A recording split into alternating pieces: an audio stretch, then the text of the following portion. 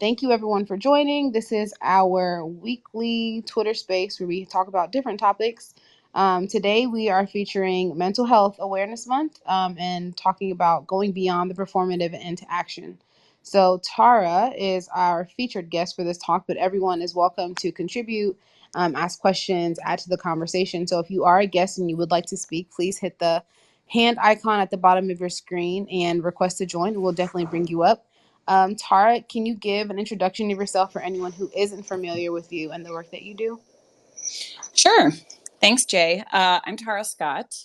I work with in the technology space with folks around organizational behavior. So that looks anything like what it looks like to create and sustain and maintain healthy teams together. Additionally, working with leadership around the same stuff. I also do product work and UX design, so kind of a smattering of things, but my background is in healthcare and mental health, and that's kind of how I came into this space. So it's a little bit about me.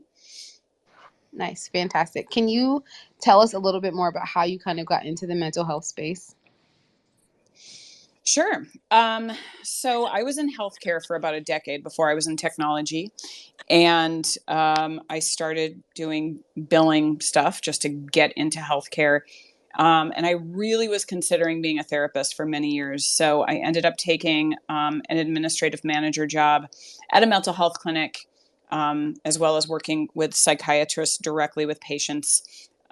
So I was kind of doing two jobs at once. It was a lot. This was Tara with boundaries. So, and I was really young. I was probably 25, 26 when I had this job.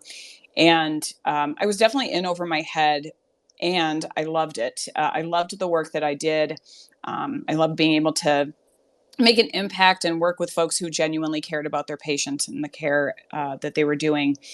And then around 2007, so I'd been there for about 2 or 3 years, my father actually had a psychotic break.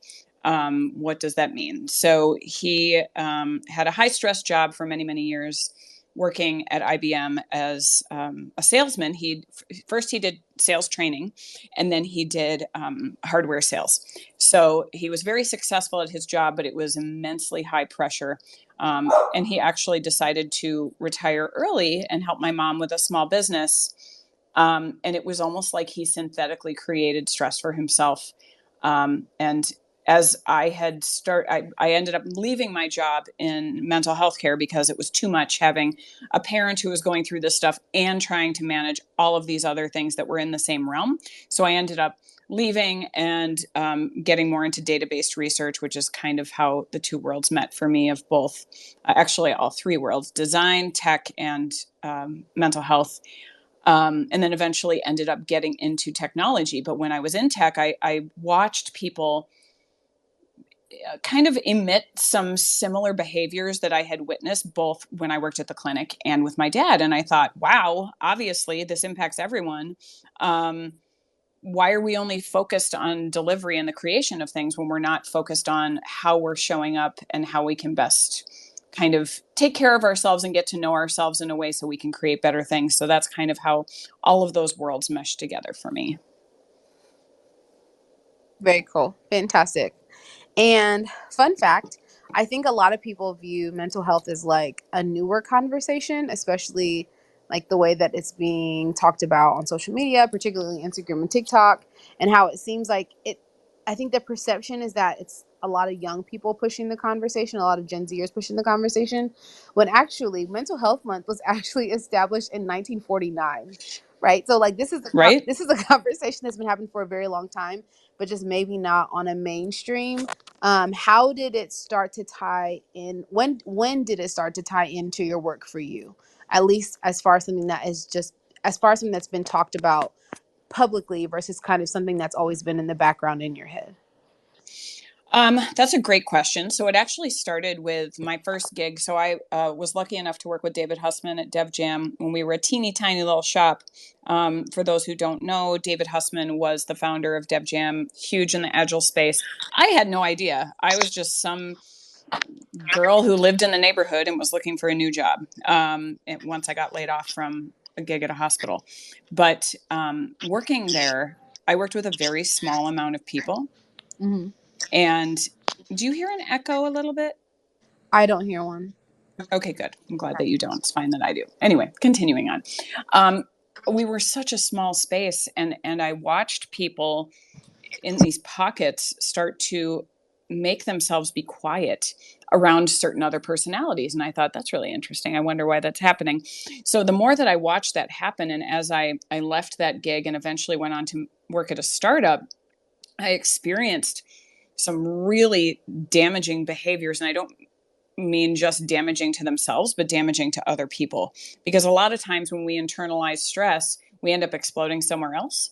So it was this moment for me, I think, when I definitely when I worked at DevJam, but the startup really cemented it where I thought, this is a problem. And we're so focused on numbers and like how we, and then the more stress people get, the more angry or upset people get, and there was no addressing the behavior. And I just thought, we have to be able to do better than this. I was eventually brought into an organization to help with, there was a lack of psychological safety, and they knew that I had been working in the coaching space for a while. That was something that I did. And the person who brought me in ended up leaving because she felt completely unsafe. And I said, that's it, I'm going to build my own program. So I ended up building a program at this organization maybe 3 or 4 years ago, with the intent to educate folks and give them tools to start talking about how they wanted to show up together. And organically, mental health kind of fit into that. Now, again, I am not a therapist. I am not a psychiatrist. So I can't give medical advice. The best thing that I can do is give people tools to help them express themselves in a way that's going to help them, and also get them to know themselves in a way where they're going to be more comfortable asking for help, recognizing that it's not a hit to the ego to do so. Like my dad, whenever he and I still talk about this stuff, and he's doing quite well these days, but whenever we talk about it, he always says, I wish that I had asked for help sooner with the mental health stuff. And I think it's just about talking about it. It's not about, my job is never solving someone's problem. I can't solve anyone's problem. Everyone has to make that decision for themselves. So for me, it really clicked in when I started watching people put their mental health aside and only focus on the work that they needed to do until they broke. Oh wow, that's a great observation because I think a lot of people don't realize that they are putting it to the side, right? So, what are some symptoms or some behaviors that or results even that you can kind of look for to see that someone's falling into that pattern? I think it can look all sorts of different ways. A lot of times, I think, and this is the hardest part of it, it looks like silence. It looks like people not talking when they show up to meetings. Are they really there? And then you don't really know the reason why. Are they quiet because they're disinterested and disengaged? Like it's a big question mark when we're remote. But I'd argue that in person, it's kind of the same way. Sometimes people look checked out, but then it's us making assumptions as to why. But sometimes silence can be something to look for, as well as agitation, short temper. So in a workshop that I teach, we talk a lot about the 5 Fs, which is 5 trauma responses. So when our amygdala kicks into overdrive, and that's kind of our lizard brain, what kept us alive as cave humans, we aren't able to think logically. We aren't able to use the logical parts of our brain. And so we start to feel really kind of triggered by everything. We might feel argumentative. We might feel like we're avoidant. For me personally, and it can just happen in a moment, right? But it's when you aren't able to express yourself or get that stuff out, you can only compartmentalize for so long, right? Until the bubble bursts. And so a lot of times, what I see, I obviously reflect on what I remember from my dad. I just saw his temper get shorter and shorter. I saw him get frustrated with things that he would never normally be frustrated about, and until he blew up. And so for me, it was about, how do I make sure that I'm keeping an eye out when I was a leader in organizations or as I worked with folks, just to say, hey, I have noticed X, Y, and Z behavior. Are you doing okay? And there were times where I had people who reported directly to me where I'd ask and they'd say, no, I'm not doing okay. And so the best that I can do, or the best that a leader can do, is hold space for someone and just let them talk about it a little bit, you know? No, I think that's great. And I wonder from the perspective of organizations, because I know because I know the title addresses beyond the performative and into action. I think there are a lot of people who are just learning about the mental health space, are just learning about their position within the mental health space, and are just learning about how they can support people who are managing their mental health that are working inside of their companies and have great intentions, but don't understand what it means to really show up for people. Yeah. What is your definition of performative, and what does that look like to you? That's a great question. And actually, so the title of this came up because I had a friend of mine reach out to me who said, "Hey, I saw some of your posts that I think are well intended on LinkedIn and on Instagram or whatever about mental health month, but don't you think that some corporations and organizations use this month as an excuse to be performative?" And what performative really means, it's giving a performance. It's like you want to look like you're doing something. It's kind of pretend, right? um, and being performative in an organization might look like not dealing with the systemic issues at large. So there are some organizations that go through some stuff, and this person who had reached out to me was at one of them and said, they had a day where it's like, there's a national mental health day. Maybe it's international, but it's in October, and they use that as an excuse, not an excuse, but as a reason to bring in kittens and offer everyone like free donuts while people were working 80 hours a week and leaving in droves. So I mean, doing those things looks performative to employees, because it's like, cool, you're doing all this stuff, but yet what are you doing for your people? Are there ways that, like, you can actually show up for your people? So performative means, and the word I think has become much more uh, it's become much more apparent, I think, in our culture after the uprising. I'm in Minneapolis, where George Floyd was murdered, and so there was a lot of talk in organizations about people being performative with that, where it's like, they're sharing Black Lives Matter, but are you actually doing anything? It's the same concept. It's the same sentiment that, like, you say you care about Mental Health Awareness Month and that you are recognizing it, but what is an action that you are going to take? So performative really means looking like you're showing up, but not really doing much to change things. Okay, so if that with that being the case, what I guess how do companies get started? Like, what are the first steps that the companies need to take to make sure that they're going down the path of, like, not just being performative and actually being effective? I think the first step is being humble enough to say, like, where can we improve? I actually went to a meetup here in the Twin Cities a couple of weeks ago where it wasn't about mental health. It was actually about women in tech and all this stuff. And the CEO actually got up and said, "We have zero women in C-suite at this company, and that's a Mm. problem. And so here's some actions that we're going to take." I think it's first owning it and having a conversation, not with the public, but with the people who need to hear it most, which are the employees. And what that requires is conversations with the folks who need to be included, if whether that's C-suite or HR or what have you, but recognizing who needs to be in the room and having representation from teams. And maybe that's mid management or senior management to say, what are the things that you're seeing that people are struggling with? What do we think? What do we not have? So sometimes asking the not, I think, can be really helpful. What are we missing? What do our retainment numbers look like? What do people say on our exit surveys? What's their biggest problem? If you're a company where people are working, 80 hours a week as a norm, it's not just like one week where it happens, but it's most of the time, then how do we start to get out of that space, which is not going to happen overnight, but what can we start to do to tell people we are aware this is a problem and we're working on it?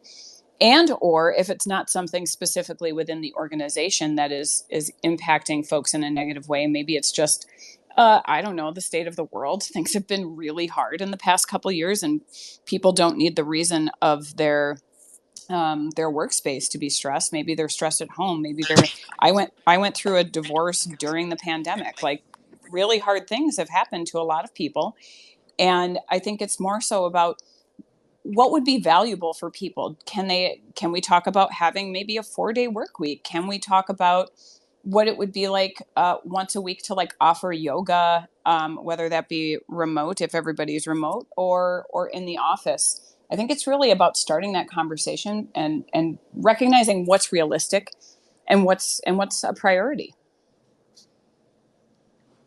Very cool. And I just want to do a quick reset of the room. We're talking about Mental Health Awareness Month today, and beyond, and organizations going beyond the performative into action. Tara is our guest speaker, but everyone that's present is free to chime into the conversation, ask questions, submit their own thoughts. There should be a hand icon at the bottom left or right of your screen if you'd like to join. Just raise that, and myself and the host will pull you up. Or if you aren't able to speak, feel free to DM or tweet any one of us, and we'll make sure that we ask your question and cover your topic. Jimmy, I saw that you came to the stage as a speaker. Is there a thought you wanted to share? Yeah, if I could. Please. Hi, Jimmy. Hello.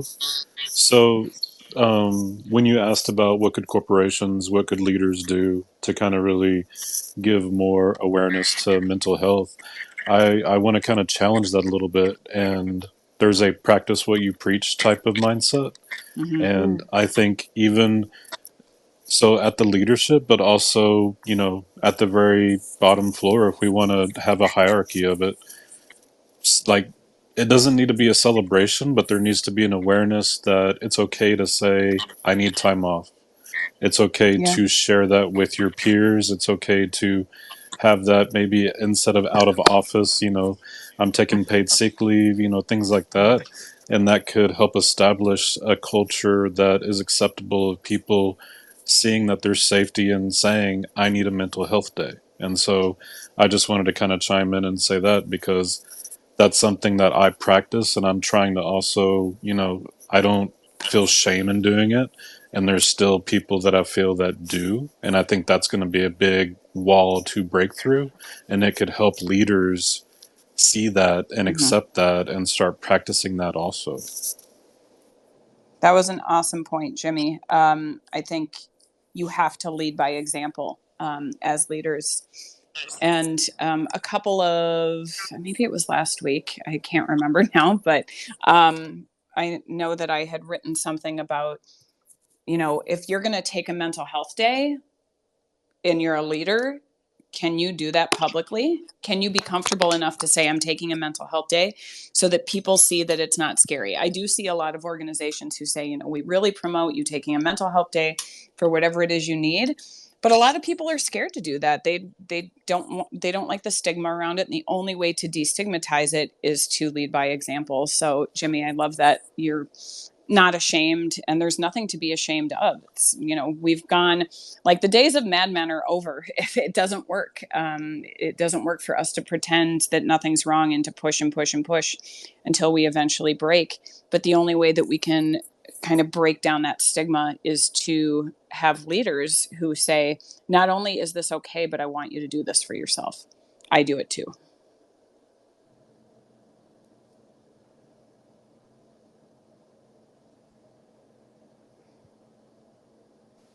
Awesome. I love that. Thank you for sharing that. Thanks, Jimmy. very cool.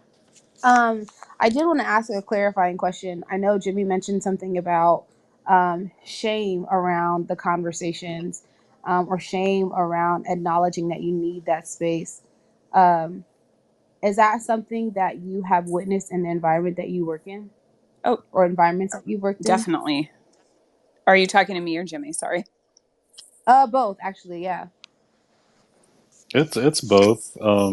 You'll see people having the self doubt, or even you'll see them question it. Is it okay for me to take a day off? Meant like they'll question it openly to you, not like not trying to be jokingly or just any kind of emotion to it. Like they're legit like questioning. That's something Mm-hmm. that I can do.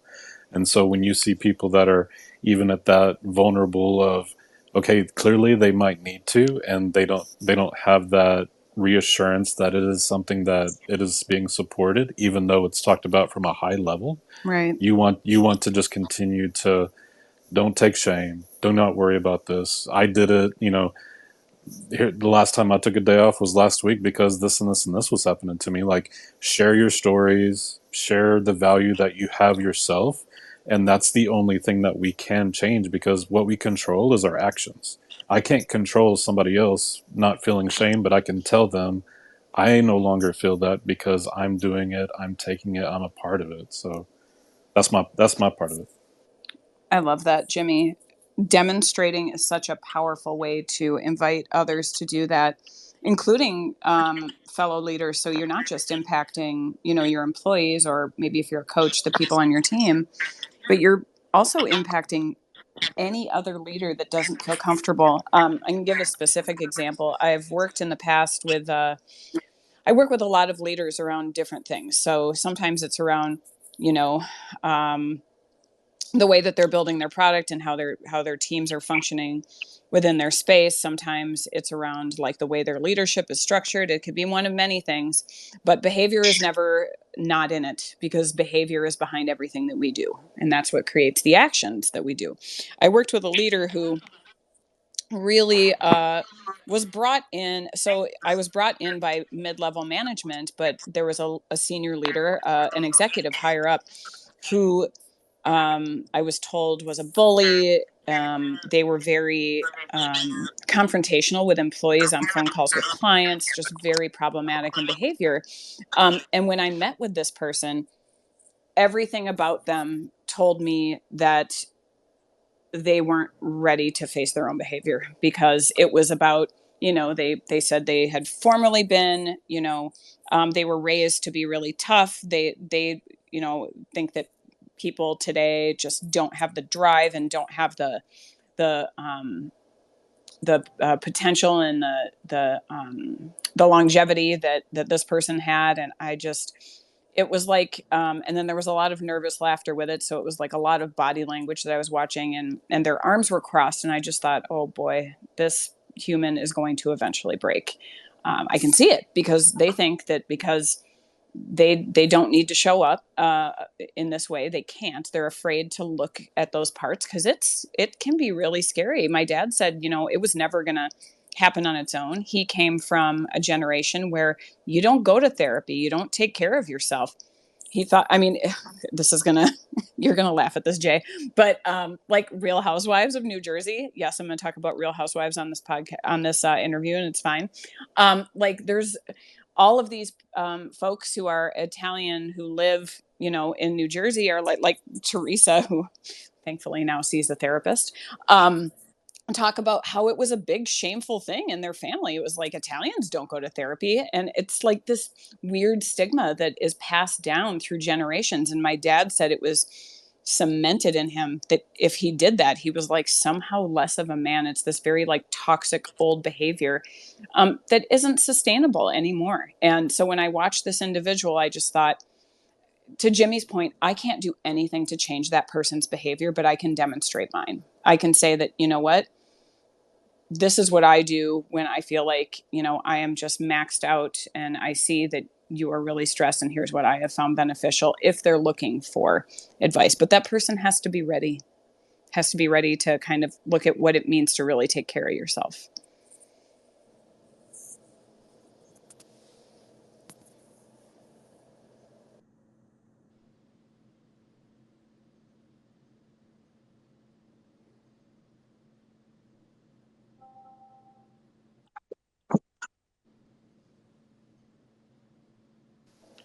To kind of So, add on to that, with if say how people grew up generationally, there's also this side of the mentorship or who you learn from, that Right. that could also come from. So you'll get it from both sides, and that's one thing that's kind of, well, if I'm getting it from both sides, it must be true. And so to break down that stigma, to break down those behaviors, that's Right. that's the hardest thing.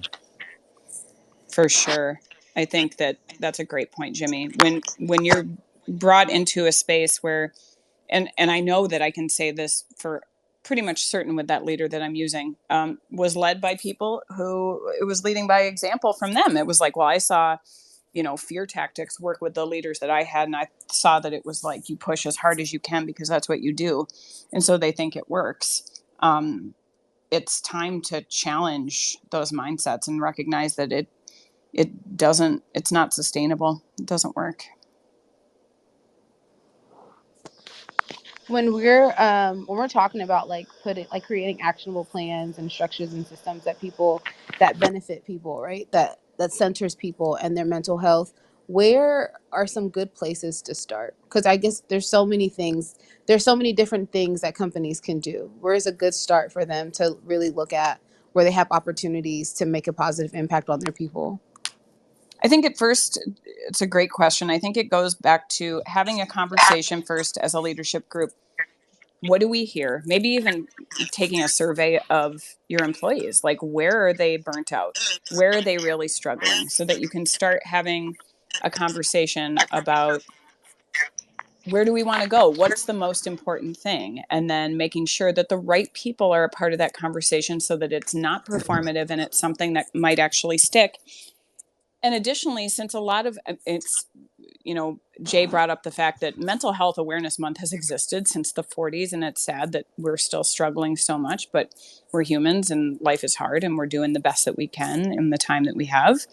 I think it's about recognizing maybe we just like, try something as an experiment so that it's not this huge financial investment. Like maybe we just say, you know what, we want to try giving everyone so we took a poll and we discovered that a lot of people are struggling with just like general stress. Would it be, and even tossing out ideas to employees, like would it be helpful for you to get a free access to the Headspace app, which is a meditative app that I have used in the past and is inexpensive, but obviously would be more expensive for a lot of people, and use it as an experiment and then get feedback on it. So like anything else, like try something and see if it has an impact. If it doesn't, then you try something else. I think the fact of the matter is you have to try an experiment and see what is actually going to impact your employees in the right way. And you either, just like a product, you either pivot when you're on a completely wrong path or you kind of refine it. It's like, okay, maybe that's helpful for people, but they're also saying they would really like to have like, we all maybe live in the same area, but we don't work in the office anymore. How about once a month we do, like a game night or something like that? It's all about like really understanding the community that you're working with, so you're not just throwing ideas out into the ether that aren't super helpful or impactful for them. Knowing your community at work. I like that. Community at work is interesting to me, especially considering like the role that I'm in now. I've never worked a fully remote role. Mm-hmm. And so getting to know my coworkers and there's, for me anyway, there's always been a pressure on like getting to know my coworkers and hoping that they like me and like Yep. wanting to make the right impression. And there's been a lot of pressure for me since I work remote now. There's that pressure isn't as high because I know I don't know, digital spaces feel like they're a little bit easier to manage, right? Like it feels like there's a little less pressure. There's not a whole person standing in front of you. It's hard for people to hang on your every word sometimes when you're talking through a Zoom. It feels like a little bit less pressure. How do you, how as employees or as people do we make sure that we're being fair to our environment for the things that we ask for in order for us to maintain our balance? That's a great question. I want to see if it looks like Jimmy has his hand up. Did you have some input on that? I would love to. Oh yeah, please. Yeah, so with the remote world, one thing that I've been practicing myself and I've gotten a lot of people on board with is creating a personal README file. And Oh, what is that? it's kind of like I share things that are important to me. I share my values. I share like, so you could kind of read about me and you don't have to be in the same room to have a conversation with me in a remote world. So a personal README, it's it's actually kind of cool, and it's also like a test for yourself Mm-hmm. to what are things that I actually believe in, and just kind of like document that out. And maybe, maybe you're on draft two or draft three until you finally say, okay, I'm ready to share this. But having something like that could, inspire and help people kind of see, okay, now I understand where he comes from, or she comes from, because of the way they say or the environments that they're trying to create. So that's one thing that I've been kind of practicing and talking more about. But yeah. I love that idea. I think that's awesome. It reminds me of a leader who I'm working with right now. When people join his team, he has something kind of like that where he shares it with his employees and he's like, here's how I here's how I show up for work. Here are things that I do. I'm not requiring that you do it, but this is a little bit about me. This is about me as a person. This is about me at work. And it just gives people a perspective on you and what you do. And it's, a living, breathing document. So if he wants to change it at any time, he can.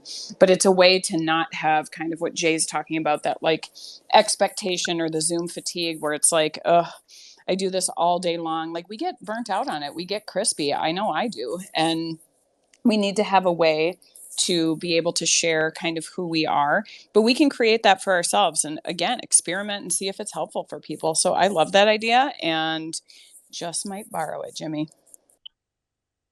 Yeah, I'm curious. I'm curious about the kind of feedback that you've gotten to your README file. The If people say, Yeah, the feedback that I've gotten, people have been, they're like, interesting, or that's, I never knew that about you. They kind of even share things that they're discovering. But the biggest thing, the biggest thrill that I'm getting out of it is how people are creating their own, that want to, like, that are inspired. Like, that's the coolest thing to see, and for people to just kind of like, you know, be be open and share their values and share, what environment they work best in, and just kind of letting you know how to help them, or to just meet them in the middle, kind of thing.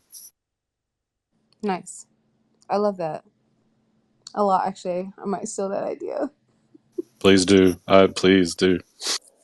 Yeah, that's awesome. Absolutely. I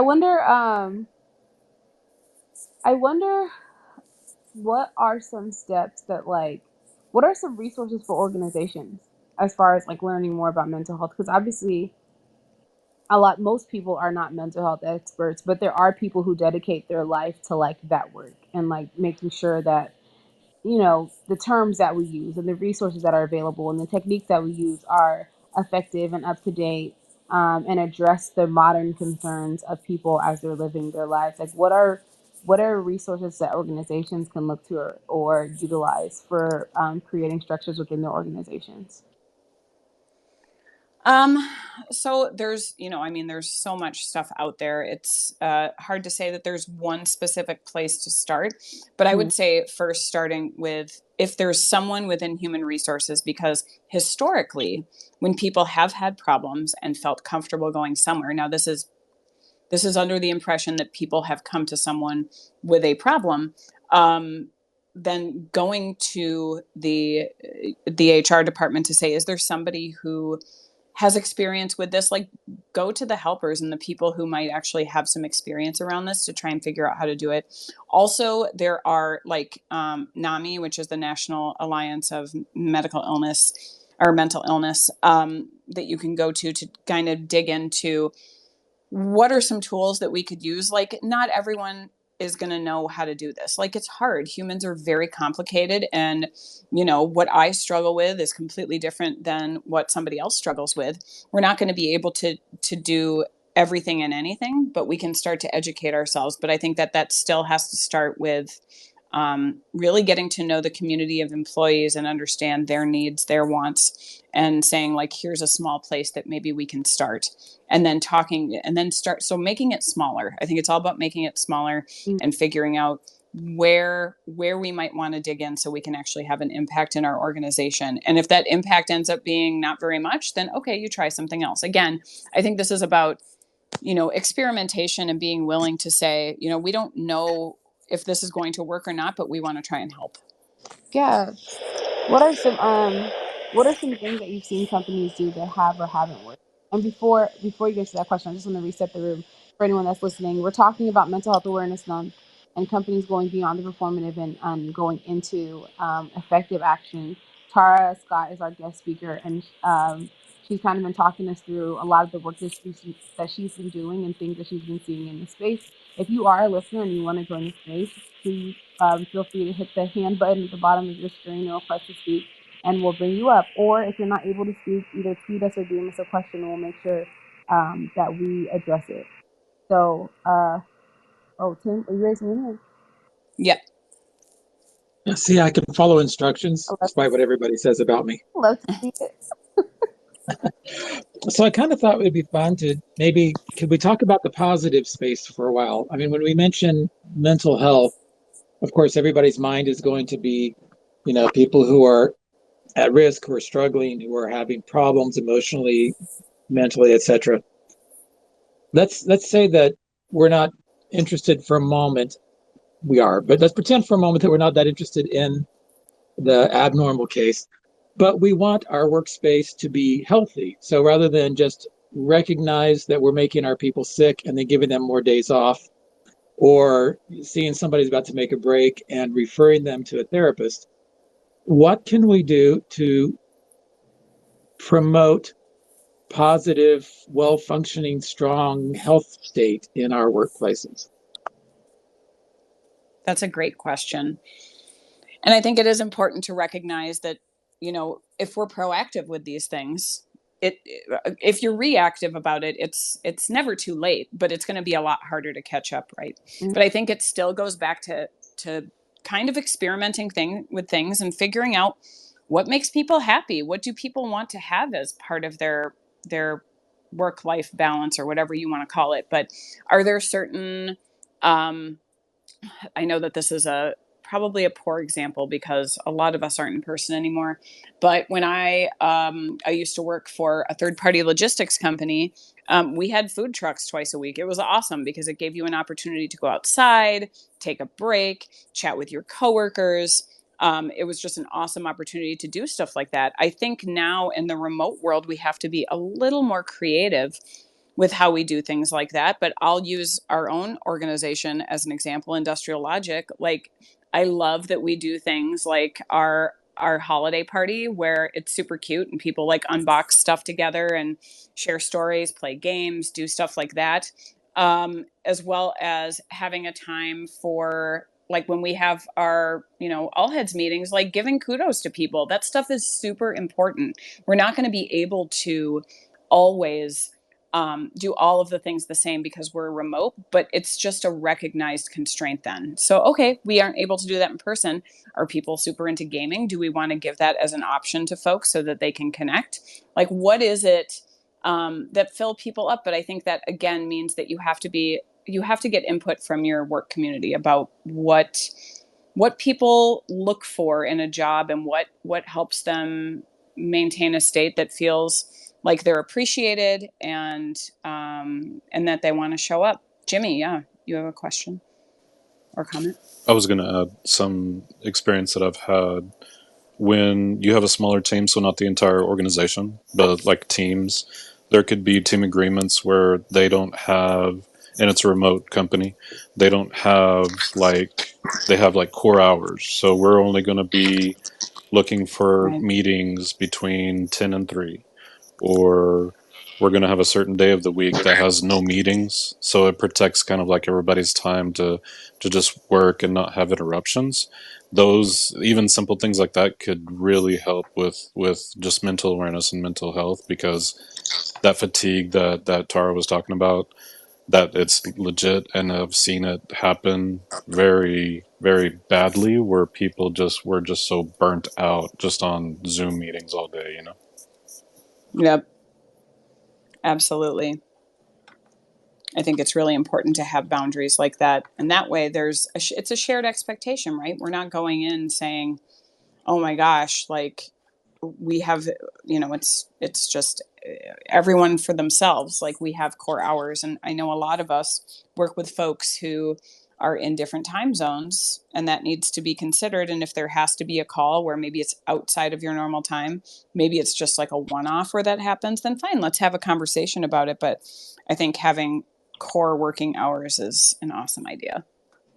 I love that. And I like I know that one of the coaches that I work with, they have a 305 350 rule. So like they only schedule meetings for 5 after, and they always end the meeting 10 minutes before the top of the hour. So Mm-hmm. you always Yep. have that break time, because sometimes that pressure of like ending a meeting and then going to like get water or just take a 5-minute breather and like relax to reset for the next meeting sometimes just doesn't happen if it's like on the hour, on the hour, on the hour every time.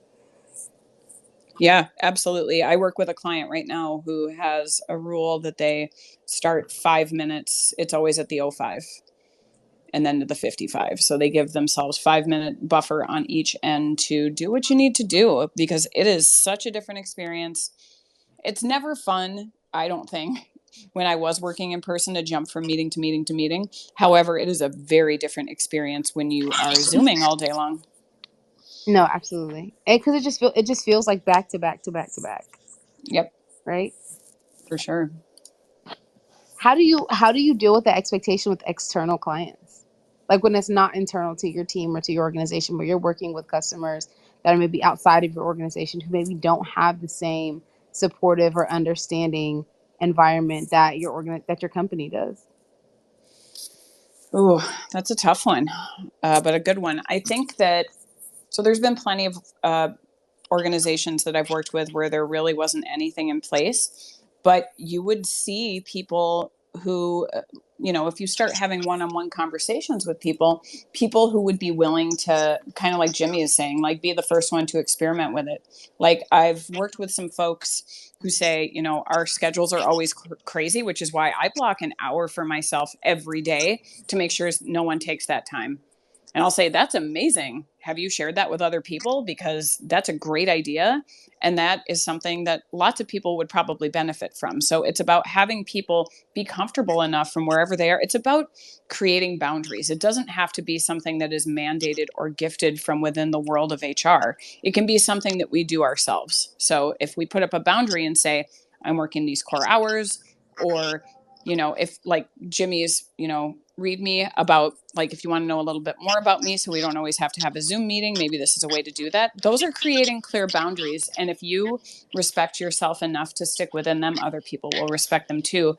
And not only that, but like, I will encourage folks, like I said, if I witness somebody experimenting with something, I'll say, would you be comfortable sharing this with other people? And they're usually like, yeah, totally. I think that it's really helpful. And now my whole team has started doing it. So it only takes one person to start making that change happen. Nice. Have you felt pressure to kind of be that person in the past? Oh, yeah. I also think it's like how do I put this? So I live in the Midwest, Mm-hmm. and a lot of Midwesterners are like, well, and I know you're technically on the East Coast, Jay, in Ohio, but there's a lot of like Midwest nice here, like Minnesota nice, where nobody wants to step on any toes. And I was raised by people who are from Boston and very different and very forthcoming. And that's not to say I don't want to label all Midwesterners as this, because I know that's not true. However, I always felt like I had the advantage of and the privilege of being brought up by people who were like, my parents were always like, don't ever be afraid to say what you need, which is funny because my dad didn't take his own advice for many, many years. But I think it is an expectation that I think I have for myself, and that's a boundary that I have had to create for myself, is to say, I am, first of all, one thing that my colleague Ashley Johnson always says is, advice without permission is abuse. So it's not about just throwing things at people and saying, do this stuff. It's finding out where people are and saying, do you need help? Do you want help? And is it really my place to do that? I like that. Do you need help? Do you want help? How do you work around how do you work around people who Oh, Tim, you have a question. I don't want to interrupt you with my question. I just want to ask a question when you're done. Oh, okay, cool, cool, cool. I was just gonna ask, how do you work around, or how do you, I don't want to say work around, but how do you navigate people who you may perceive as needing help but aren't necessarily ready or willing to receive it? Yeah. So I'll use that example of that executive I was working with who was definitely not ready. I just kind of let him know that I was here. I said, you know what? if you want to start digging into some of this stuff, and I will, if I have a good enough rapport with someone, I'll say, here are some things that I've picked up on just from your body language, and I just want to make sure you're okay. And they might, like, this person was like, this executive was like, nervous laugh king of the universe. So it was like, but when he nervous laughed, it was almost like he was crying. Like I could sense that he was about ready to break. And I'd say, if you ever want to talk about ways that you could maybe change some things in your world, let me know. Because ultimately it has to come from within us. Nobody can make anyone do anything. Yeah, that's a good point. Tim, go ahead. What was your question? Yeah, I've taken the time to try to frame it well, and it's tough. There is a certain element or a level of resilience that's pretty normal in a culture.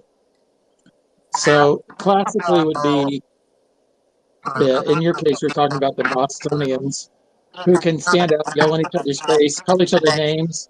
Nobody's stressed. Everybody's cool with it. They know how it works. It's just, you don't sweat it.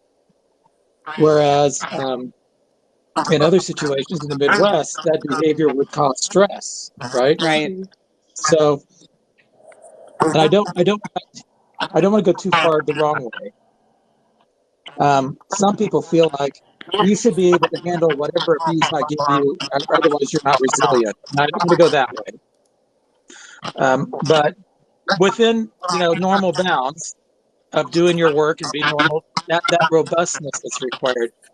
How do you navigate that robustness? It's not always going to be tiptoeing around the people who are stressed, but it will be somehow bringing them into the resilience of the group. So what do you think? I think that's a good question. I think that it's not always tiptoeing, but it's about challenging in an empathetic way. So I try and go back to, radical candor, which is about challenging directly, but being empathetic at the same time. It's not about ever forcing something, but it's about making suggestions if people are actually looking for help and saying, okay, here's something that I have witnessed. Are we all okay with being in that state, or do we want something to change? And so starting the conversation just around what do you want to change can sometimes be all that's needed.